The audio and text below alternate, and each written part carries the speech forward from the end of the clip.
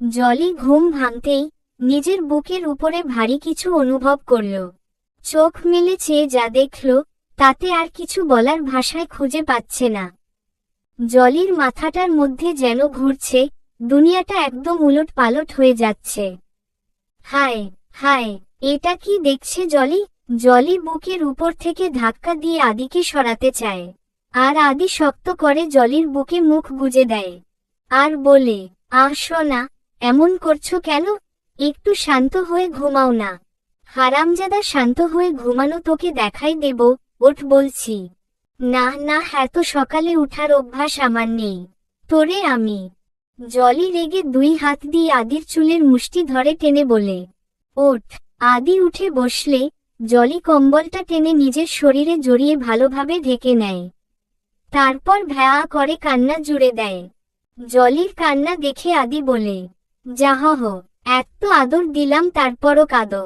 আসো না সোনা, আরেকটু আদর করি। কথাটা বলে আদি আবার জলিকে জড়িয়ে ধরতে যায়, আর জলি বাধা দেয়। দুশ্চরিত্র, লুচ্চা, দুনিয়ায় কি মেয়ে কম পড়ে গিয়েছিল যে আমার সাথে এমন করলি? কেন করলি এমনটা আমার সাথে? আদির গলাটা চেপে ধরে কথাটা বলে জলি। আদি জলির হাত শক্ত করে ধরে বসে আর বলে, দোষ কি শুধু আমার একার? যা হয়েছে তোর নিজের ইচ্ছাতে হয়েছে। আমি কত করে বললাম প্লিজ জলি আমাকে ছোস না, কিন্তু তুই আমার কোনো কথাই শুনলি না। আমাকে টেনে টেনে চুম্মা দিলি, আমার শার্টের বোতামগুলোও ছিঁড়ে ফেললি, আমার সতীত্ব কেড়ে নিয়ে এখন আবার আমাকেই কথা শোনাচ্ছিস? যা, তোকে আর শোনা বলবো না। বালডা, মেজাজটাই খারাপ করে দেয়। কি বললি তুই? আমি এসব করেছি? নইলে কি আর তোর মতন কেরোসিনের কাছে আমার মতন আগুন আসা সম্ভব? আচ্ছা শোন, তাইলে এগুলো কারো সামনে বলতে যাস না। না না, কি বলিস? এসব আমি কেন কাউকে বলবো? আমার একটা সম্মান আছে না? জলি মনে মনে ভাবছে, সে কি সত্যি এমনটা করেছে কাল রাতে, নাকি আদি মিথ্যা বলছে? সে যাই হোক, ব্যাপারটা কাউকে জানতে দেওয়া যাবে না।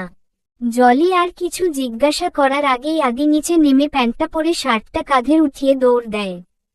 ওদিকে আবির কিচেনে বসে রুটি বেলছে আর অহনা পাশে দাঁড়িয়ে আছে। আবির, আমি পারবো, প্লিজ আমাকে দাও। আবির বেলনটা উঁচু করে অহনার সামনে ধরে বলে, আর একটাও কথা নয়। তুমি যতদিন না সুস্থ হচ্ছ বাড়ির সব কাজ করে, তাই আমি অফিসে যাব। তুমি কি পাগল নাকি? এমন ছেলে মানুষই কেউ করে? দাও, আমাকে দাও। আবির বেলনটা অহনার হাতে ধরিয়ে দিয়ে অহনাকে টেনে আনে। তারপর পেছনের থেকে অহনাকে জড়িয়ে অহনার হাতটা শক্ত করে বেলনের সাথে চেপে ধরে, আর অহনার কাঁধের উপরে নিজের থুতনিটা রেখে রুটি বেলতে থাকে। অহনা বেলনাটা ছেড়ে ঘুরে আবিরের মুখোমুখি হয়। আবিরের গলা জড়িয়ে ধরে বলে, এইভাবে কাজ করলে বেলা দুপুর গড়িয়ে যাবে, অফিসে আর যাওয়া লাগবে না তোমার। আবির অহনার কোমর ধরে অহনাকে আরো কাছে টেনে নেয়, আর অহনার কোমরে পোড়া জায়গাটাই আবিরের হাত পড়লে অহনা ব্যথায় আহ করে ওঠে। সঙ্গে সঙ্গে আবির অহনাকে ছেড়ে দেয়। নিচু হয়ে অহনার কোমরের পোড়া দাগটা দেখে উঠে দাঁড়িয়ে গ্যাসের চুলাটা অন করে নিজের হাতটা আগুনে রাখে। চলবে।